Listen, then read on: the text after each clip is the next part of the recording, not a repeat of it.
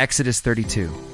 The gold calf, when the people saw that Moses delayed coming down from the mountain, they gathered around Aaron. They said to him, "We don't know what has happened to this Moses. Let us out of Egypt. Make gods who will lead us."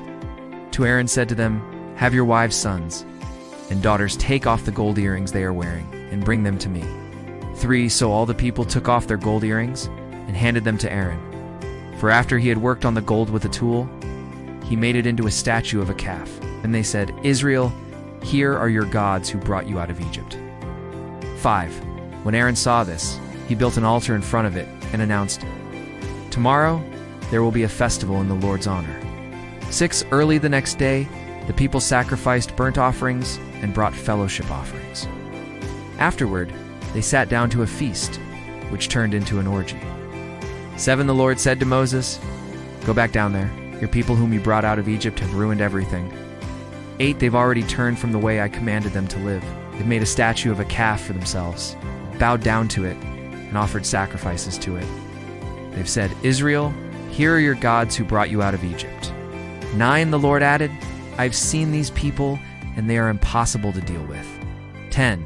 Now leave me alone. I'm so angry with them, I am going to destroy them. So then I'll make you into a great nation. 11. But Moses pleaded with the Lord his God. "Lord," he said, "why are you so angry with your people whom you brought out of Egypt, using your great power and mighty hand?" 12. Don't let the Egyptians say, "He was planning all along to kill them in the mountains and wipe them off the face of the earth. That's why he brought them out of our land." Don't be so angry. Reconsider your decision to bring this disaster on your people. 13. Remember your servants Abraham, Isaac, and Israel. You took an oath swearing on yourself. You told them, "I will make your descendants as numerous as the stars in the sky. I will give to your descendants all the land I spoke of. It will be their permanent possession." 14. So the Lord reconsidered his threat to destroy his people. 15. Moses turned and went down the mountain, carrying the 2 tablets with God's words. They were written on both sides, front and back. 16. The tablets were the work of God, and the writing was God's writing inscribed on the tablets. 17. Then Joshua heard the noise of the people shouting, said to Moses, "It's the sound of war in the camp."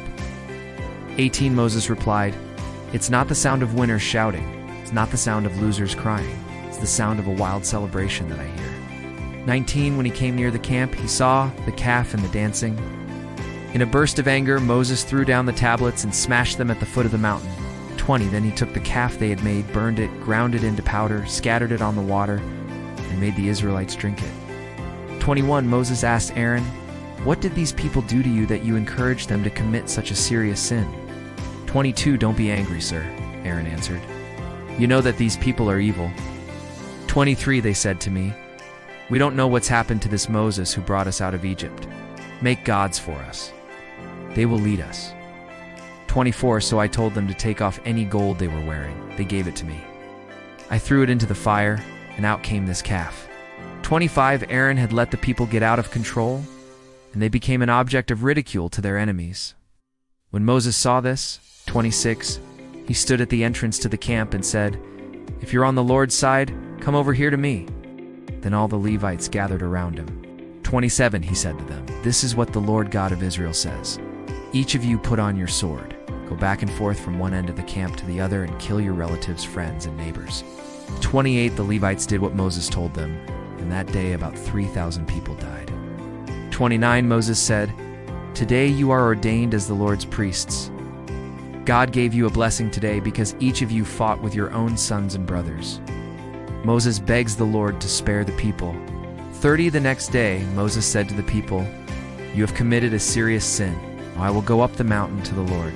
Maybe I will be able to make a payment for your sin and make peace with the Lord for your sin." 31. So Moses went back to the Lord and said, "These people have committed such a serious sin and made gods out of gold for themselves." 32. But will you forgive their sin? If not, please wipe me out of the book you have written. 33. The Lord answered Moses, "I will wipe out of my book whoever sins against me." 34. Now, go. Lead the people to the place I told you about. My messenger will go ahead of you. But when I will punish them for their sin. 35. So the Lord killed people because they had Aaron make the calf. Key teachings. Impatience leads to sin.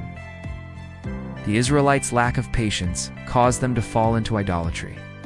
Waiting on God is part of faith. Idolatry is rebellion against God. The golden calf represented a serious betrayal of God's covenant love. Leaders are accountable. Aaron's compromise shows the danger of yielding to pressure rather than standing firm in obedience. Moses as intercessor. His prayers spared Israel, foreshadowing Christ's intercession for humanity. Hebrews 7:25. Sin has consequences. Though God forgave, punishment still followed, reminding us that forgiveness does not always erase discipline. Holiness requires separation. The Levite's zeal shows that loyalty to God sometimes demands hard choices against sin. God's mercy is greater than judgment. Though God could have destroyed Israel, his covenant faithfulness prevailed. Christ is the greater mediator. Like Moses, Jesus intercedes on our behalf. But unlike Moses, his sacrifice fully removes our sin. 1 John 2:1-2. Shalom.